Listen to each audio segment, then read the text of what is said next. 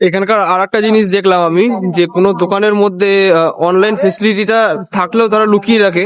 কারণ যে রিসেন্ট যে জিএসটি প্রবলেম যেটা হচ্ছে, যাদের সেভিংস অ্যাকাউন্ট বা যাদের অন্যরকম ব্যাংকিং কোনো প্রবলেম হয় না, এখনকার বেশিরভাগ কি হচ্ছে রিসেন্ট আমি বলে দিচ্ছি। ব্যাংকিং কেসগুলোর মধ্যে এখন কেউ বেশিরভাগ লোক আছেন অনলাইন, যেহেতু হয়ে গেছে না, অনলাইন হওয়ার ফলে কি হচ্ছে, লোকে অনলাইন ট্রানজাকশন বেশি করছে। এবার একটা মানুষের বছর ট্রানজাকশন লিমিট থাকে, যেমন সেভিংস অ্যাকাউন্টে আমাদের ওয়েস্ট বেঙ্গল লিমিট আছে 5 লাখ টাকা।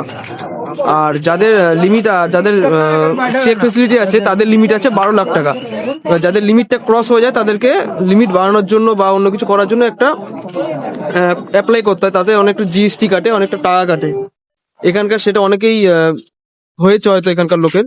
সেই জন্য এখানকার লোকে আমি দেখেছি যে অনলাইন স্ক্যানার যেটা হয় না, অনলাইন স্ক্যানারটা আস্তে আস্তে এখানকার বন্ধ হয়ে যাচ্ছে। যদি কেউ বলে সে নিজের ফোন থেকে খুলে স্ক্যানারটা দিচ্ছে, একটা বড় স্ক্যাম হওয়ার থেকে ওরা নিজেকে বাঁচাচ্ছে, যে ফালতু গভর্নমেন্টকে ট্যাক্স দিয়ে কি হবে, নাহলে তো একটা এক্সট্রা ট্যাক্স কাটে গভর্নমেন্ট থেকে। সেই জন্য অনলাইন যারা একটা বিজনেসম্যান আছে বা যারা অনলাইন নিয়ে ভালো কারবার করে, তারা শুধু এই কথাটা বুঝতে পারবে যে অনলাইন পেমেন্ট নিলে কতটা প্রবলেম হয়, কতটা কি হয়।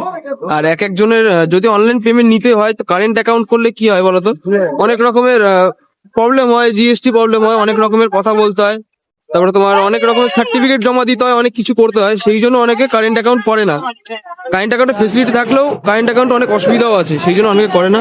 সেই জন্য প্রপার কেউ অনলাইনে এখানে টাকা নেয় না। অনেক দোকানে আমি দেখলাম, জাস্ট যদি এই দোকানটা আমি দেখাই একবার, দেখো এই দোকানের মধ্যে একবারও এই দোকানের মধ্যে কোথাও কোনো স্ক্যানার নেই। কোথাও আমি যা যেখানে চারপাশে যা দেখলাম, একটা দোকানে স্ক্যানার নেই। যদি কেউ অচেনা লোক এসে বলে স্ক্যানার দাও, তখন দেয়।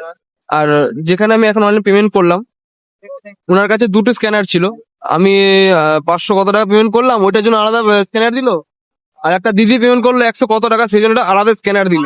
ভেবে নাও দুখানা অ্যাকাউন্ট উনি রেখেছে, হয়তো আরো বড় অ্যামাউন্ট দিলে হয়তো অন্য অ্যাকাউন্ট দিত। অনেক রকমের ব্যাপার আছে এখানে। এটা যারা বোঝার তারা বুঝে গেছে অবশ্য। তো আবার একটা অন্য টপিক নিয়ে কথা বলবো পরে।